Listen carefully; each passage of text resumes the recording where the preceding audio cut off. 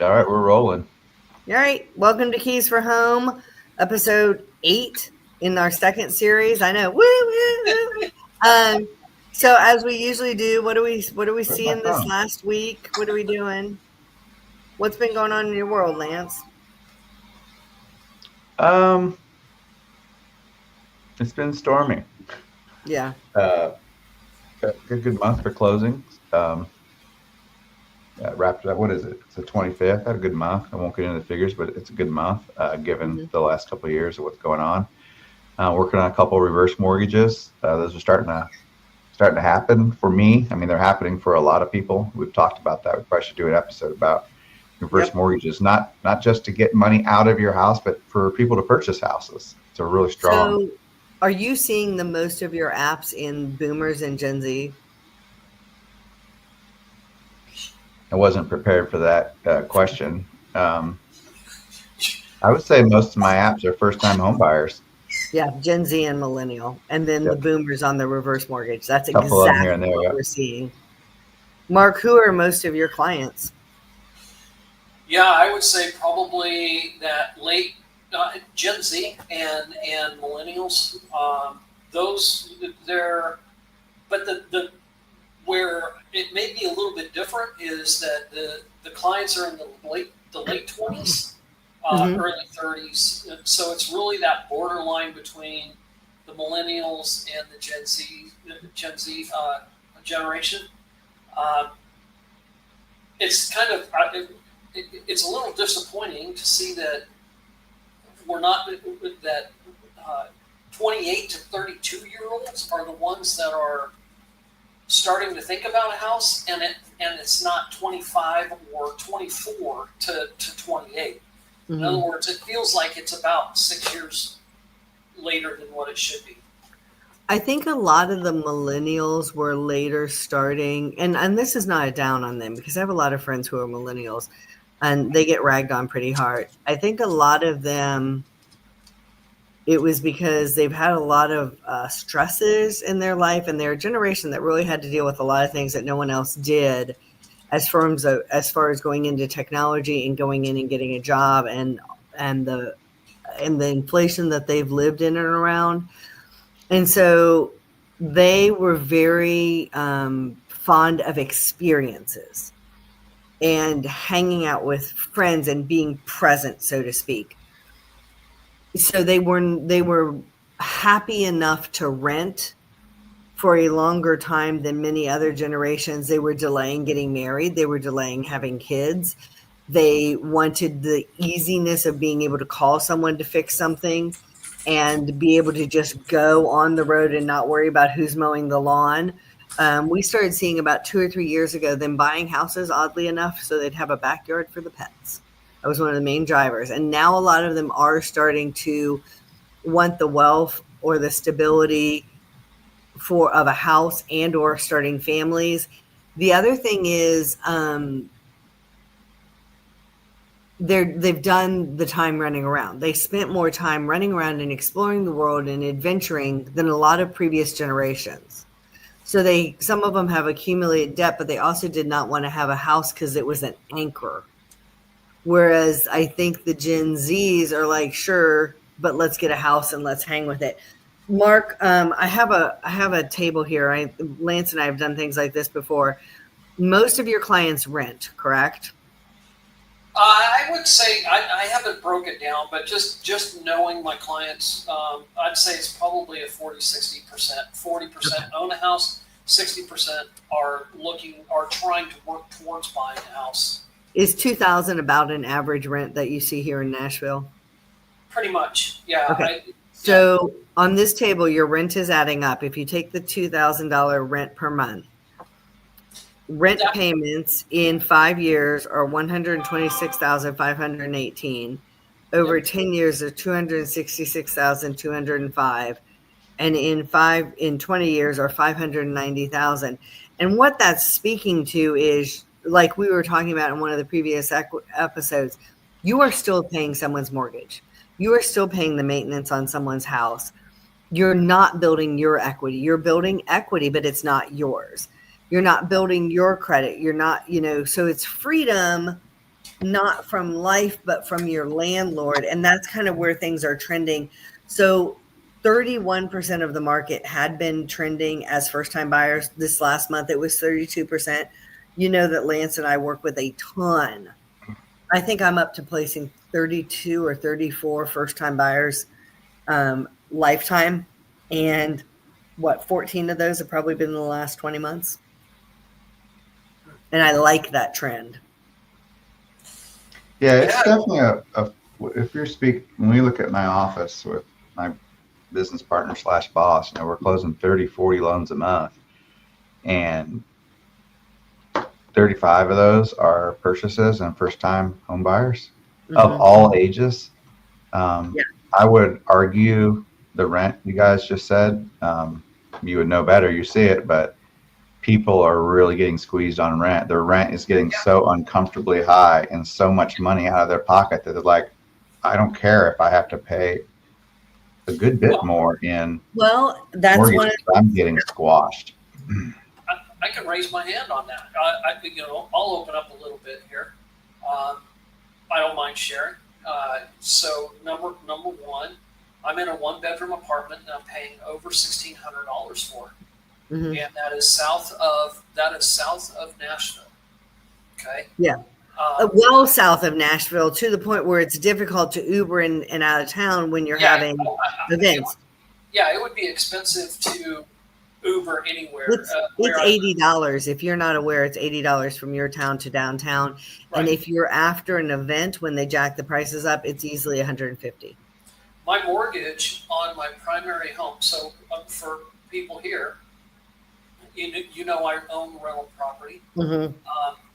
My mortgage, now I bought my house and was able to get, and this is where the difference is. I have a 2.25% interest rate on my primary home.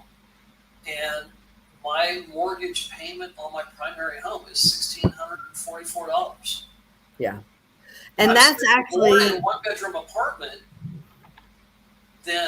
or I'm spending as much in a 1-bedroom apartment while I'm here in Tennessee than what I was paying for my mortgage in North Texas. But that's one of the things we were going to talk about is expectations in housing. And what I see is, say that you don't own that house. You're going out to buy a house today. What I'm seeing is somebody who may be paying $2,000 a month in rent for a 2-bedroom. They don't have a yard, what have you. But then they're going to buy a home. They're going to have to go as far from the city center as you are or more. Correct. To get like a $275,000 to a $325,000 house that may or may not be updated, but is a solid house, right? Right. And that mortgage is going to be somewhere between $2,400 to $2,800, maybe $3,000, depending on what the price point is that they're buying in. So what we're seeing a lot of times, and this is where expectation and reality and understanding the end goal of buying a house. I've mentioned it in other ones.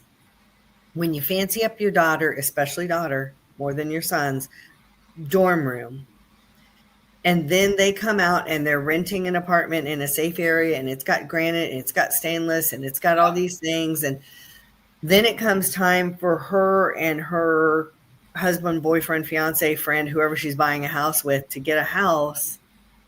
She's expecting to get daddy's house. And daddy's house wasn't daddy's first house. And so, you have to give on that Venn diagram. You have to give on something. Are you going to be close to the city and not as updated or smaller or something like that? Or are you going to be farther out? What are you doing? Now, I will say this. Gen Z is very different from the millennials in that they're okay with buying a house that's going to have sweat equity. They actually like it. They're a lot like Gen X in that. Whereas in the millennials, they didn't really want to do. And part of that was because of the demands of their job and the demands of what their families, like parents and all that, and friends and travel. So it was a little bit different. But we are seeing that. But you have to think, okay, if you didn't have those rates, And you bought that house when those rates were going on. So that tells me you bought it, what, 5-6 years ago? Yeah. And how much is that house worth now versus then? So it's over, that house is over worth, it has gone up 41% since I purchased it. So I want you to think about if you were buying a house that was 41% more than what you were buying it then, and your rates have doubled. Yeah. And that's where the young ones are. But what I keep saying to them is you're better to go ahead and get in on it. Yeah, Well, and they're listening. Yeah. I want to show you guys something that, Yeah. that Jennifer talks about my daddy's house.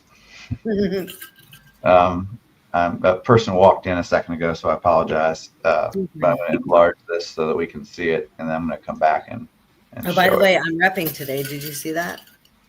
Repping? Repping you, fairway. Oh, I'm bringing up this picture. I apologize. You're fine. Give me 1 second. I'm going to try to take it to full screen. While he's doing that, just real quick on the comment on we have to understand, and there's two things that are happening right now in my world that I'll talk about. One is going to be really, really important for all of us here. But number two, we have to understand right now that Gen Z is used to seeing interest rates between the 4 to 6 to 7%. If you think about the last 5 years, this is 2025 when we started, the start of COVID, no politics in this, but the inflation that happened over the last 4 years. Mm-hmm. The fact of the matter is, when you think about those Gen Z people that were too young, now they're 5 years older, and they may be in that mid 20-year range. They're used to interest rates of 4, 5, 6, 7%. It's not as much of a shock as it is Right. to the millennials who are like, right, which I think is going to fuel if the interest rates do come down. I think that's going to fuel your first-time buyers in the Gen Z world, because they're used to seeing 6, like I said, 4 to 7%. they're resigned to it essentially. And I don't want to say that in a bad way, but it is, first of all, those rates are more of the norm historically. What is not the norm historically is the house prices. And so we were talking right before we came on about what are we seeing and what are house prices like. And I don't want to say they're flatlined or stagnant, because they are still somewhat increasing. It's just a very slow escalation. There are, most of the people who are going to sell a house are going to sell it for more than they bought it for. Now, if you went in with your hair on fire during COVID and you overpaid and now you've got to sell, you may or may not get your monies back on that. Mark, you were talking about that house that you could get for X amount of money in North Texas versus what you can get here in Nashville. You thought there was about a $75,000 difference. I'm from the Columbus, Ohio area. Columbus is a very good real estate market too, but the housing prices there, even back in 2000, were less than the housing prices here for the same house. And you cannot compare apples to apples across a divergent area like that, because Nashville, it's a supply and demand thing. And we have more houses on the market now available for purchase than we have in, I just saw the stats today, so I don't have them memorized, in quite some time. I want to say 5 years or more. We are now officially in a neutral market. So if you buy, seller's market, if every buyer out there bought a house and you have less than 4 months supply of inventory, that's a buyer's or seller's market. If every buyer 4 to 6 months, that's a neutral market. If it takes more than 6 months, then that's a buyer's market. So we are in a neutral market, which is why, again, it is a very good time for those first-time buyers to be getting in a house. The other person it's really good for is the people who are selling a house to buy a house. Handing it over to Lance, because I know he's super eager to show show us the first-time houses. So I'm gonna back it up with the numbers of what Jennifer's saying. All right, let's see if I can do this. I'm gonna share my screen Okay. if I can. Is this where we have the voiceover that goes, "Daddy's money"? No, this is where we got the Jeopardy tune. Na, na, na. Yes. Share screen. Window. All right, you ready? Yep. Drum roll.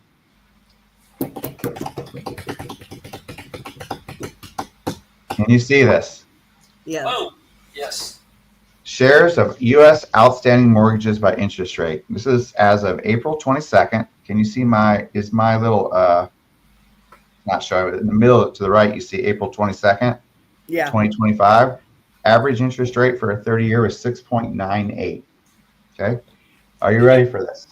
Mhm. There are 85.1 million outstanding mortgages. Okay, Wow. that total $12.6 trillion. Okay, Okay. If you look at I'm disappointed that my little mouse. Oh yeah, yes it is. Now it's showing. Take off the banner that says "Keys to Home." Oh, can you see? Is there a little red line going up the screen? Yes. Yeah. Okay, from here to here, okay, is 66% of all mortgages. Wow. 53 million mortgages. Where's my little mouse? 53. That's funny how that turned out. 53 MM are less than what, guys? 4%, 5%. 4.5%. So. Over here is where rates get up into 7s, 8s, and 9s. Mm-hmm. They total less than 3% of everything. So when you want to talk about crazy expectations, Yeah. how do we get people to move off of that? Well, and that's the problem with the supply and demand. Is some of those people might want to move, but they're not moving. I don't want to lose my rate. Okay, well, does your house work for you? Have all your kids moved out and you want to move into a house down on the lake or whatever it is? You've got more kids and your kids are squeezed into bedrooms and you're wanting to hold on to this rate. But that's not my choice to make for them. It's their choice. Here's what's coming. There's some things going on there that are really, really important that we're missing. Why are people not going off of their rate? And I ask that question because they can't afford the jump between a 4.5% to a 6% rate. Even a few $100 means that they can't sustain their lifestyle at a 7% rate, which historically, to be like you pointed out, historically is not. It's not bad. That's not a bad rate. No, but they've got to get their debt managed first. Well, he knows the answer to that question. He's the cat with the canary in his mouth. He's going to tell us. Yeah, exactly. So what's important to understand is if you're looking at wanting to move off your house and you're saying, I can't move because I can't afford a different rate, you need to be looking at your lifestyle and asking yourself why. Because and it may be your debt to income ratio that's causing this. Maybe we have too much debt. We won't be able to pay our debt. So let's go back and use that example for a second about the rent and the amount of money that you pay per year in rent. Mm-hmm. If you have an extra $2,000 that you can pay off and not have in debt that you're paying per month, that's $24,000 a year. That's $48,000. It doesn't matter. Yeah, it doesn't matter if your rent or your mortgage goes up $1,000 if you're $2,000 less in your bills. If you can eliminate $2,000 worth of debt, then the question about I can't leave my current rated house to take on a higher rate if you can get rid of that extra $2,000, you still save, and you can make the jump to the 7% rate for the house that you want until the rates come down, and then refinance, because you can absorb an extra $350 to $400 because you don't have the $2,000 worth of debt that you're paying. But we have a lack of pain tolerance and a lack of patience. So you know what the people want to do? Because I see this part. What they want to do is sell their house that they have this huge rate on that they maybe haven't even fixed up and done changes to. Maintenance, but that doesn't count as equity gain, right? So they want to sell their house that maybe is, and I don't set the prices, by the way. I don't set the prices. I read what the market is, and the market sets the prices. So let's say the market sets the price, their house is $500,000. They invariably, the people who are like that, who really feel like, oh my gosh, we got to move, they want to price their house at $575 or $600 to offset that instead of doing the work to get their debt and all that in order. And then they almost always want to offer on a house that's $650 and well priced $575. Like they're conflated on the value of their house. They're deflated on the value of the house that they're buying.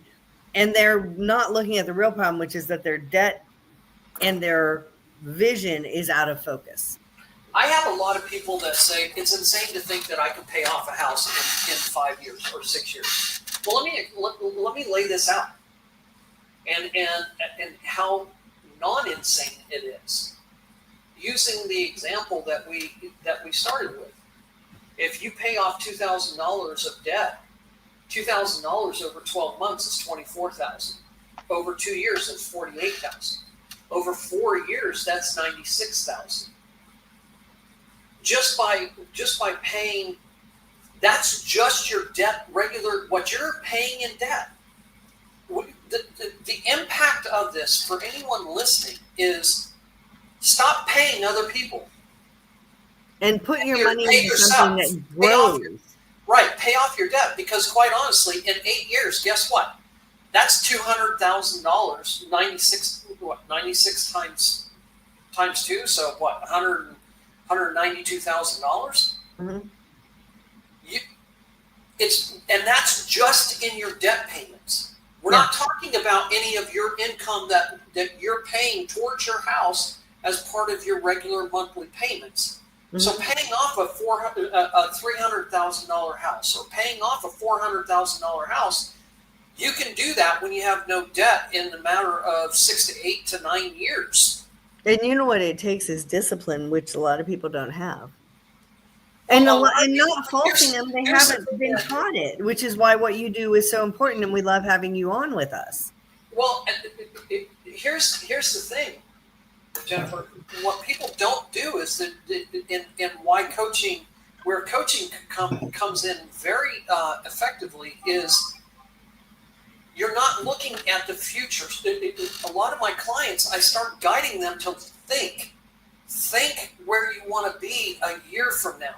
Mm-hmm. Think about the end point, because when you lay this out and you say, oh my gosh, you mean I have $250,000 left on my house in 6 years, 8 years, I can have this thing down to less than $50,000? Mm-hmm. You don't need, and so what does that do? One, you've got equity in your house. Your house is appreciating. This is typically an appreciating asset. Mm-hmm. You have more equity. You have your own equity that you're paying off. Your house is going up. Right, it's a double dip. You're building net worth, and so. When I lay this out for people and say, just using your debt payment on a regular monthly basis over the course of 12 months, did you realize that you could pay off a quarter of your house? And it's like, boom. Mm-hmm. I never even thought that. And that's where the effectiveness of a coach can guide people into that vision. Yeah. There's a couple things that are going on in my world. Number one, I gave my first I was a guest speaker. Yes, tell us how that went. Yeah, it was fantastic. Tell everybody where you were too, because we know, but they don't. Well, I was in Clarksville, Tennessee, and the guest speaking event that I was invited to was to provide a presentation over financial literacy, basic financial literacy, and budgeting for young adults that have maybe come from troubled homes, or in trying to rebuild their lives. I don't know if that's the right phrasing. Probably not. But Were they children who had aged out of the foster care system predominantly? yeah, and most of them were 18 to 28-year-olds, and it was an opportunity to help people, even if it was just to plant the seed about taking control of your finances. I had a visual exercise with using dollar bills as an example, what it feels like to not have enough money to manage your basic needs, and what it was like to have to borrow from people and then have to pay them back more than what you borrowed. We had that kind of an exercise, and then we went through just basic budget building skills and learning the behaviors. We dove into a little bit of the behaviors behind budgeting. For those that are listening right now, budgeting is just the exercise. That's not the hard part. The hard part is actually doing what you laid out in the budget. So I have a favorite phrase that I gave them, and that phrase I'll give here is that it doesn't have to be perfect. It just needs to be a little bit better. Mm-hmm. We also walked through goal setting, and then I answered questions about how budgeting has worked in my life, which I think I've been budgeting for 9 years for the most part. And just FYI, for someone that's listening to this for the first time, budgeting is never the same from 1 month to the next. It's not a cookie cutter approach. And if it is, then you probably should dive back into your transactions. There's a couple things that are going on. Number one, I want to talk about a more serious thing that has happened with people that I've met over this last couple weeks. It started off with one, and then all of a sudden it became the theme over the last 2 weeks. But before I get to that, the item that I'm going to talk about here, and the second that is going to affect everyone here. Back in 2023, the administration at that time, October of 2023, student loans came back as repayments. Okay, and student loan interest started in September of 2023. And here's what people don't understand. They did not lift the moratorium on the fact that if you did not pay your student loans. So the thing that is going to affect every one of us here is going to be on May 5th of 2025. They are going to the Department of Education is going to begin federal student loan collections. If you have not been paying your student loans, collections start May 5th, 2025.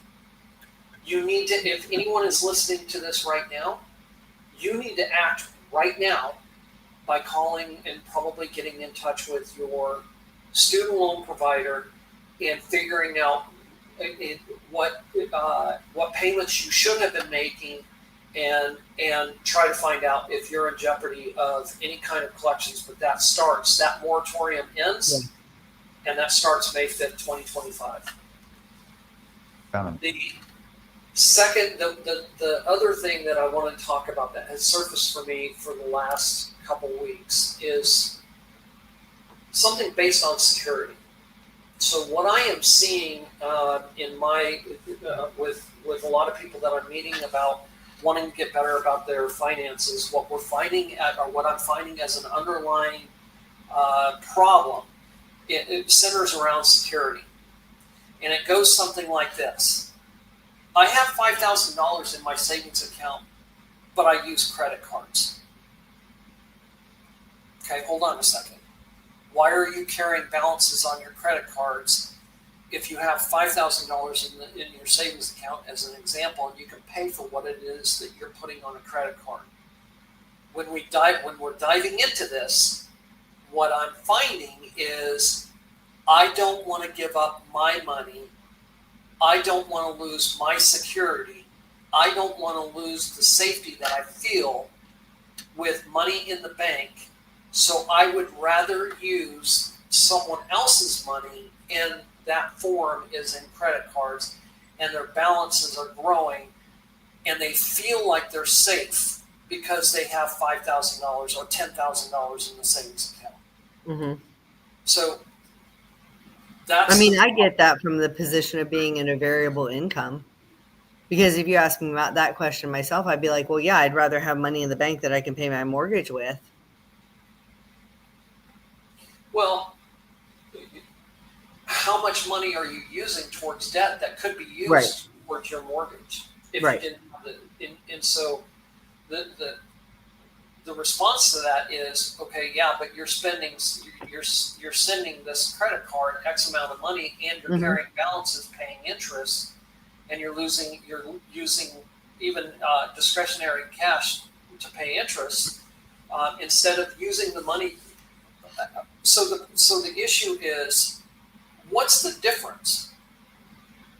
Why can't I take $200 out of my savings account and pay for whatever it is that you put on your credit card, and instead of paying the credit card and the interest that is accruing on that every month after month because you're carrying a balance, It's why not kicking the can.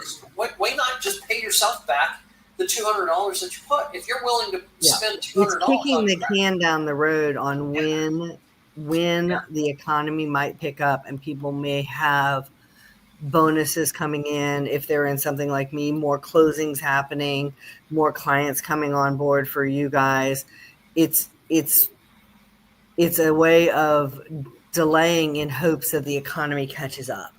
It's not necessarily that I'm just talking like from some perspectives of what I've seen, as well as sometimes what I feel occasionally myself. You know what I mean? But that's where that security comes from. Is but it's are you because there's a general insecurity in the economy, but we think it's going to happen sooner rather than later, that it's going to pick back up and fill up those reserves so that then those other things can be taken care of. It is a dangerous way to live. Well, so again, I want to dive into this. Mhm. So we have $200 that we're going to purchase over here. Right. Okay, we have enough money to pay for that here, Mm-hmm. but we're going to use another form over here because we don't want to take it out of here. Well, and then at the end of the month, you're going to send money over here. Mm-hmm. If you have the money to pay for it right here, why are you at the end of the month sending money over here? Why not just take the money that you make and send it back to yourself in the form of your savings that you use? Right. Cut out the middleman. I know it's not a logical place to be, but I think it's based off of fear of what's going on and when the change will happen, because fear makes us illogical. Yeah, it's 1,000% fear. So when you're asking, what is it about not using your money because I feel safe? Mm-hmm. Well, how safe are you if you're not making how safe are you? That's the question. Well, that's the thing. In our society, debt is not seen as unsafe because so many people have it. It's viewed as normal and not unsafe. Whereas not having money in the bank to fall back on is viewed as unsafe. So it's a societal perception of what's safe and what's not safe. and the degree of that unique to one person.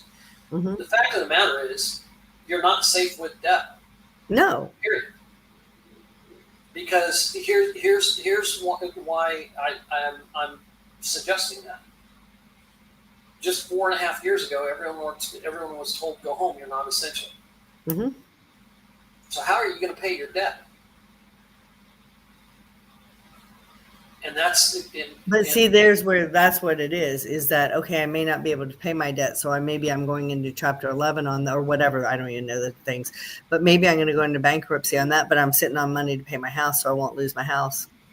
It's because people don't hear a lot of times what happens to people who have their debts called when they're unable to pay. But you do hear what happens to people sometimes when they don't have the money in their bank account. And that's the thing, Well, and going bankruptcy is never a good option. Lance, why is that? What does that affect? How does that affect a mortgage? Well, it's not as bad as you'd think. It depends on the kind. And then talk about foreclosures. Talk about, like, if somebody's in one of these situations, they're like, I'm going to just do bankruptcy. I'm going to do, what is it, 7-Eleven, or I'm going to have a foreclosure. How do those different things, just generally, not, I know there's specific cases, but if you can speak any to that about why it might not be the better move. Well, it's going to make it really hard to ever do anything in the future. Bankruptcy is going to push you into a loan program that's probably going to be more expensive and with more hurdles to accomplish, because it's looking at a proven and undeniable and factual and in writing that you can't manage your debts. However, with FHA, you can come back from one pretty strong, and that was the purpose of the Federal Housing Administration, is to help people out of a bind. I do think it gets abused in some circumstances. We see the same people over and over and over, but it's certainly a mess. Mm-hmm. I had something I was working on a calculation while you guys were talking that I think will shed to the viewers light, and definitely to all of us, if you don't mind me showing it. Sure. I don't mind you showing it. One of the other things that I don't want to miss out on when it comes to bankruptcy is it's not just a financial impact. And for anyone listening, that claiming a bankruptcy can have, I'm going to dive into my career coaching, and it can have an impact on your applications, especially if that application is asking for, have you ever filed bankruptcy, or that potential employer is going to pull a credit on your application. You can never not say that you did not claim bankruptcy if you're asked that on any kind of form or document. Yeah. Yeah, I appreciate you bringing that up, because I would not have thought how that would affect something. That's certainly true. I was going to show you while we were talking about, let's see if I can do this we were talking about what's going to happen. How are people going to move off of things? And I was playing with this algorithm and these numbers by hand. I didn't put it into anything. I'm like, oh my gosh, that came out really interesting. So check this out. Let's see where it's at. All right. See at the top here, I've got 2020 buy house. Yep. So this went down. So in 2020, people would go and buy a house. I'm going to use where we're at in Franklin, Tennessee. So Jennifer, $422,000 for a house. Yep. Putting 5% down, which was 21. They had a 30-year loan of $400,000 at 3%, costing $1,680. Yep. Let's fast forward to this year. Okay, their house, I just used 3%. 3% is a safe annual appreciation. There are areas in Middle Tennessee that saw more, some less. 3% is very safe. Especially so now have that house in 21 in there. You're fine. Yep, I took 421, the 422 sales price, and I took it times 1.03 for 5 years, and it actually came out at 500,000. So we sell the house. The net equity after 5% in fees. I'd like Jennifer's opinion on that, because realtors are not getting paid as much as they were. We're seeing that decrease. So that's the number I used. After the sales price versus the mortgage. Question. What's that? Compensation compression. The amount Yes, that ma'am. realtors are getting paid is getting compressed. It's getting moved around to different places too. Back out the 390 balance that was still due, the fees, they're going to get about $85,000 when they walk away. So now they go to buy, maybe make a lateral move, or Can't maybe see it with the banner there if you want to pop that off. what happened? The banner keys to home is blocking the bottom. There you go. How about now? Yep. Okay, so now we've got, they go to make a lateral move. It's not an upgrade. This is not an upgrade from 2020. This is a downgrade. We agree, Jennifer, or not? They bought a house for 422 in 2020. Is that same house going to cost 600 today? No, it's probably going to be a little bit more. So this is probably a downgrade. Yeah, or a lateral, yeah. Yep. So they put down their They're 85. going into a different area, or they're going to the country, or they're going to a single story. So their new after they took their 85K that they made, and their new 30-year at 6.5, which is, by the way, about 3/8 lower than where things are right now. Yeah. Their new payment is $32.55 a month. Wow. And so I said, what's the delta? What's the difference? This is what people sitting around their table at the house doing. They type that in. It is a 200% increase in what's going out of their pocket. So that's some of the thinking of people are having to figure out. These are for people that already own a home, right? Right. These aren't for people. But this also leads to why we have a shortage of houses, because these people are not selling their homes. The first-time buyers, whether they're Gen Z or millennial, are wanting to buy into a home, but there's not a home to buy, so there's a shortage of supply. There are fewer of them who can afford to buy that because, like I said, a $285,000 house is about a $2,400 house payment. So there's a lot of things that are going on, and there's only so much dirt that you can put houses in a city center. So you're seeing everything go farther. Thank God I play in the country, because that's where things are moving to. But at the same time, it doesn't take a rocket scientist to know. And when are rates going to go down? I don't want to know what month. What happens to make rates go down? Something really, we've talked about this before, something really good or really bad. Inflation slows. Inflation is slowing. So if inflation is slowing, I can't speak, I found they're slurring. If inflation is slowing, and then rates go down, what's going to happen? Well, I'm glad we got to that part for this conversation. People are going to get into the market.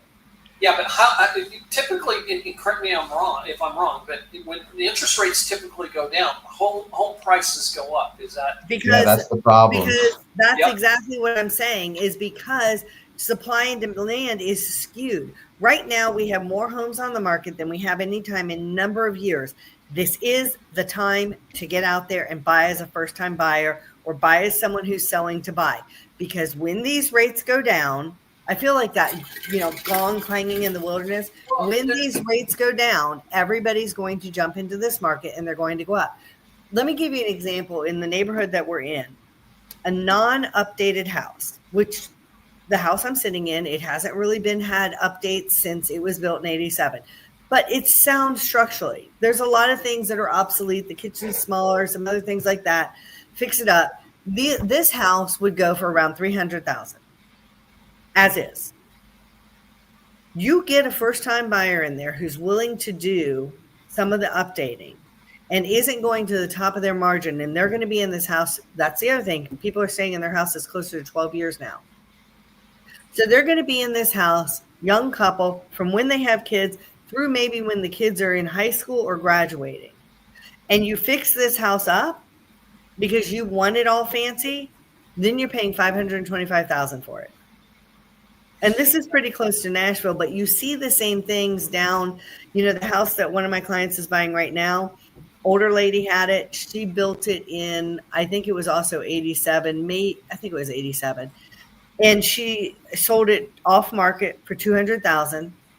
They updated the kitchens, the baths, the lights, some of that stuff. They didn't have to do a bunch. They didn't tear out walls or anything like that. And they're selling it for $285,000. Now on that, it kind of made sense because maybe it's easier to get that mortgage for that $85,000 than for $200,000 in an updated here. But those are the things that I'm talking to my buyers about. Where's your margins? Where do you want to be?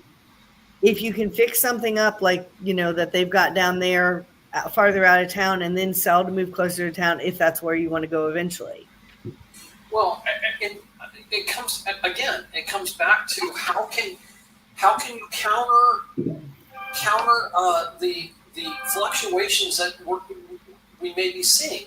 And the way that you do that is you've got to free up your cash in your budget. You've got to free up cash, and you have to save it, and you have to be intentional about it, and you have to be disciplined about it. Because if you're not, like I said, or like we pointed out here, if the interest rates go down, the housing prices are going to go up. You've got to have a stack of cash to counter that price increase, so that you're in that 25 to 30 to 35% rate of your total take-home pay, and you're not house poor and can't fix a gutter that because the screw fell out of it. And I would still say get into that house as soon as possible, because what happened here across the U.S., but certainly here in Nashville, when it was super competitive, when there was free money giving out for COVID that everybody's using for down payments, we saw over asks, we saw appraisal waves. We're going to see that again, but you know what else we see right now? What happened in August? The buyer has to pay their own agent's compensation. Right now, we're negotiating. In a lot of cases, the seller is paying for it. They're letting it be rolled into the loan. Yeah. I guarantee you that is not going to happen when this market becomes competitive. If they weren't going on inspections and appraisals and they were waiving appraisal gaps, what's going to happen to that buyer's agent compensation? Now, okay, you don't need a buyer's agent, right? Mom and dad are going to help me. They bought a house. I'm a first-time buyer. I don't need to. Or I bought a house before and I don't need you. Okay. When was the last time you bought a house? Is the market still the same? No. Lots of things have changed. It's the biggest investment you can make for your money. And we say it all the time. There's no problem in not knowing something. And a lot of people think they know a lot about real estate. But until you're in it day in and day out and see all the things that go on, you don't know when there's a little orange flag over here that you need to pay attention to, because it actually might be red.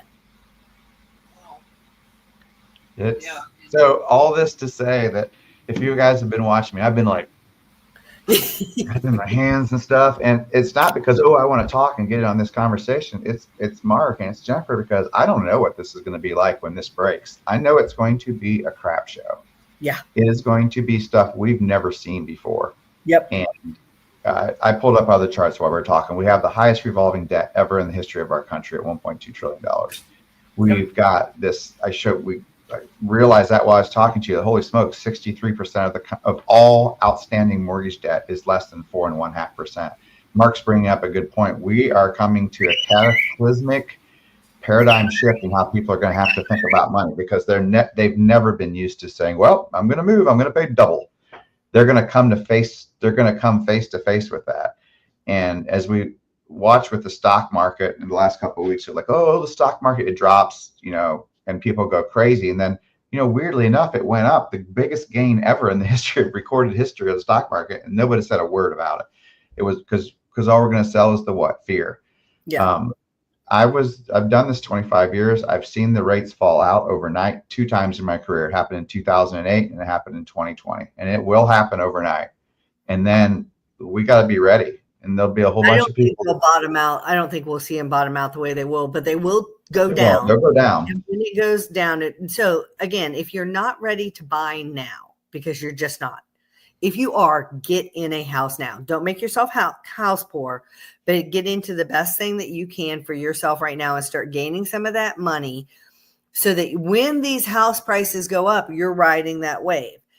If you are not able to, because maybe you haven't been in your job sufficient amount of time, or you've got some debts to pay off, then you better get with Mark, or better get yourself disciplined if you can, but more likely to have a coach, so that you are paying down your debt, improving your credit score, and bagging up some money so that you can compete when it gets crazy. Because it's not if it gets crazy, it's when it gets crazy. Just like we say, it's not no, it's not yet. So Jennifer, you're saying, so we're going to be needing this when the... Dude, I think you're going to need some dude wipes. All right, we're at an hour. We're at 50 minutes. What a great call today. On dude wipes, we're out. It all started with Mark saying, and it's just a great question, hey, what's going to happen? And it all kind of unfolded. Yeah, and we're not saying when, but the likelihood of what we're talking about not happening is very small. Yeah. I want to leave us with this. So, and it doesn't have to be the last thing we talk about, but when we first in season 1, we can go back, and I've talked about in 1973 when people were looking at interest rates at 7.5%. If they could have done a Zoom call like this or a Teams call, we were sitting, and I had my plaid pants on instead of my jeans, and Jennifer had her the green the glasses that came to a point on the end, the Jackie O's or something like that. In 73, we were talking. We'd be like 7.3%. That was the interest rate back, 7.3%. I'm going to wait till they go lower before I do something. They would have had to wait 31 years for interest rates to get below the 7.3%. They went all the way up into the 17s, 18%. Yeah. And then you look back, they would have paid $569,000 in rent in 20 of those 30 years. I met with a couple yesterday about a reverse mortgage. They've had their home paid off for 20 some years. They built it in 1972. They paid $13,000 for the house, for the dirt, and to build the house in 1972. People are sitting around waiting because of some of the charts we talked about today, and I'm concerned. I saw it. Jennifer and I saw it 3 years ago. I told you on one of our last ones, I had people who have priced themselves out of the market because it was too high to buy what they wanted 4 or 5 years ago. Change your diagram, change your taste, give on something. You're going to be forever in that home that you didn't think fit your wants. And Mark summed it all up. He said, pay off your damn debt and get some cash in your pocket because you're going to need it for what's coming. Mm-hmm. It's the grasshopper and the ant. Aesop's Fable 2025 right here. Mm-hmm. Yeah, and if you're sitting around, if you're listening to this, these two people, Lance and Jennifer, are experts in their industry. I encourage anyone listening to this right now to reach out to either one of us with any questions. But don't wait. I'm actually I have rental property, and I want my tenants, believe it or not, I don't want them to stay as a tenant. I want them to build whatever they need to build and move out. But for anyone listening, don't wait. If you're not ready yet, now is the time for us to get together and build that plan. The results that all of us are getting with our clients are, in my idea, is profound. I've helped people pay off over $1 million worth of debt over the course of the time that I have been coaching. Yeah. I have one person that has not only gone from their debt, paying off their debt, to actually paying off their house in the amount of time that we sat down and looked at what they can do and where they want to go. Don't sit around and say, I'm gonna wait.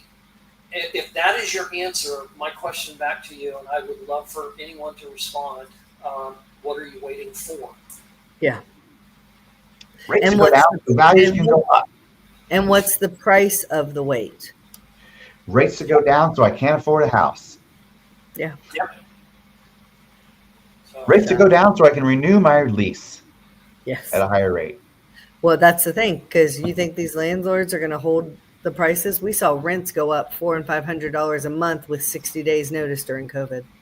And we didn't talk about the 45% increase in Davidson County taxes. But guys, that's it for this week. We've got to let it go. We're at 54 minutes. We'll be talking about it soon. We got Mark, Lance, Jennifer. Peace out, everyone. We will see you next week, guys.